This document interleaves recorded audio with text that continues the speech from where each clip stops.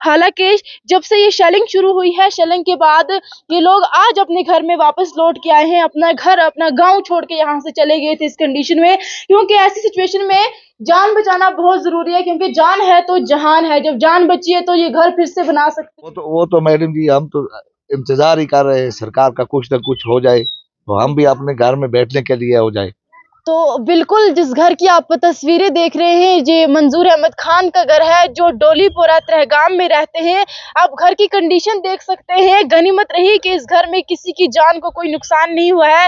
रात के समय यहाँ पर शेलिंग हुई है। जिस तरह से लगातार पाकिस्तान की तरफ से गोले दागे जा रहे थे भारत में, यानी एलओसी के जो एलओसी एरिया है, यानी रिहायशी जो एरिया है, जिन घरों में लोग रहते थे, वहां पर लगातार निशाना बनाया जा रहा था और इस घर को काफी नुकसान हुआ है। और बताया जा रहा है कि जब यहाँ पे शेलिंग हुई थी, तब यहाँ पे जो बच्चे थे इस कमरे में सोए हुए थे। आप इसकी कंडीशन देख सकते हैं किस तरह से जब यहाँ पर वो ब्लास्ट हुआ है। यहाँ पर आसपास के पेड़ आपको तस्वीरों में देख सकते हैं, पूरी तरह से पेड़ गिरे हुए हैं, डैमेज हुए हैं, घर पूरा डैमेज है।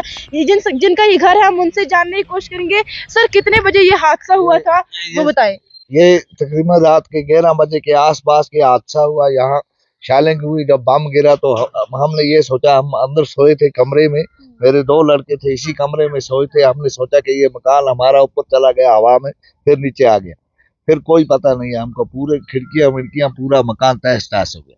इसी के साथ साथ जो गौखाना था हमारा, इसमें 3 गाय थी हमारी, 2 डैमेज हो गई, एक बच गई। वही मतलब अंदर ही वो जल गई, ब्लास्ट हो गया। अंदर ही ब्लास्ट हो गया, सब कुछ तहस नहस हो गया।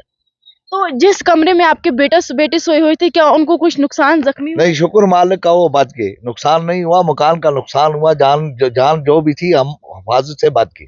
क्या जिस टाइम आपके साथ ये हादसा हुआ है, कोई आपको बचाने के लिए, यानी एसडीआरएफ या फिर आर्मी की तरफ से या सरकार की तरफ से कुछ मदद मिली आपको? नहीं नहीं, कुछ नहीं। फिर बाद में 1 बजे के बाद आई थी पुलिस, आई थी और आर्मी वाले आए थे 1 बजे के बाद। उस टाइम कोई नहीं था यहाँ। इस पूरे इलाके में शेलिंग हो रही थी, आप निकल कर कहाँ गए उस टाइम?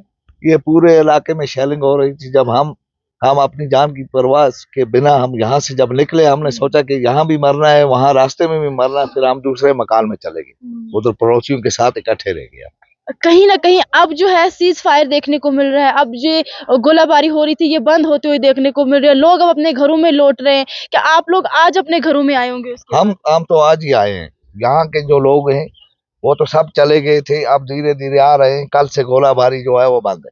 क्या सरकार की तरफ से कोई आपकी मदद करने अभी तक यहाँ कोई आया? अभी तक तो, फिर तो बाद में बहुत आए। हाँ, तो उस टाइम कोई नहीं आया, उस टाइम कोई नहीं आया। 1 बजे के बाद आए यहाँ।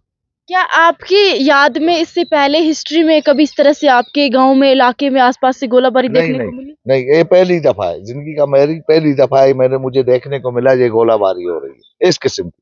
होते थे पहले, थोड़े बहुत होते थे, मगर ऐसे ऐसे नुकसान नहीं होता था। लेकिन फिर भी आप एलओसी वाले एरिया पे हैं, बैंकर आपको मिलने चाहिए। जिसमें इस तरह की सिचुएशन बने तो आप अपने परिवार को वहां रख सकते हैं। हाँ, वो तो बात मैडम सही है। जब बैंकर मिलेंगे तो वो तो रख सकते हैं सेफ जगह। हम भी सरकार से यही कह रहे हैं कि कुछ ना कुछ तो होना चाहिए। हम एलओसी के नजदीक रह रहे हैं। बिल्कुल। जिस समय ये गोलाबारी हुई तो एकदम से सिचुएशन आप लोगों के सामने आ गई। छोटे छोटे बच्चे होंगे घर में, बुजुर्ग होंगे उस टाइम घर सब, में। हाँ, ये तो मैडम बात ही है ऐसी कि सब बच्चे बुजुर्ग सब तो घर में ही रहते हैं। तो इसलिए हम भी कोशिश बोलते हैं कि गवर्नमेंट से कुछ ना कुछ तो हमारे को होना चाहिए, जिसमें हम लोग सेफ रहेंगे। चल, अभी आपका घर जो है ये पूरा डैमेज हो चुका है, रहने की इसमें कोई भी कंडीशन नहीं है, आप कोई इसमें रहो? कंडीशन नहीं है इसमें घर में रहने की। कहाँ रहे हम अब तो देखते हैं कहाँ रहेंगे हम।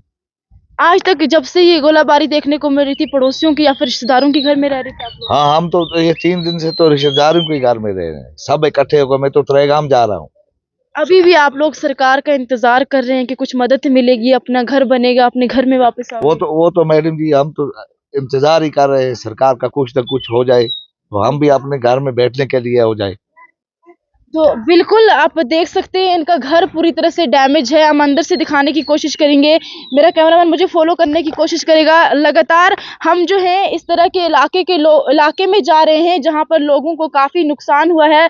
हालांकि जब से ये शेलिंग शुरू हुई है, शेलिंग के बाद ये लोग आज अपने घर में वापस लौट के आए हैं। अपना घर, अपना गाँव छोड़ के यहाँ से चले गए थे इस कंडीशन में, क्योंकि ऐसी सिचुएशन में जान बचाना बहुत जरूरी है, क्योंकि जान है तो जहान है। जब जान बची है तो ये घर फिर से बना सकते हैं।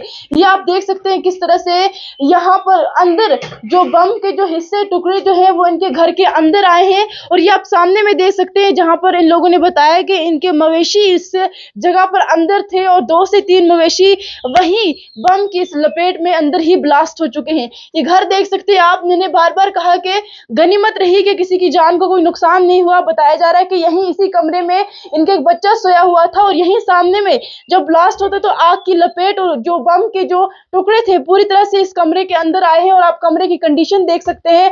हालांकि इससे पहले भी मैंने बार बार कहा कि जो लोग इस तरह के इलाके में रहते हैं, जिन लोगों को इस तरह की सिचुएशन देखनी पड़ी है, इन लोगों के लिए यहाँ पे जरूर बैंकर हो, ताकि बैंकर के जरिए ये लोग अपने परिवार अपने बच्चों की जान बचाए। क्योंकि जब जिस तरह की स्थिति बनती है, यानी जंग की स्थिति बनती है, तो लोग ज्यादातर कोशिश करते हैं अपने बच्चों को बचाने के लिए।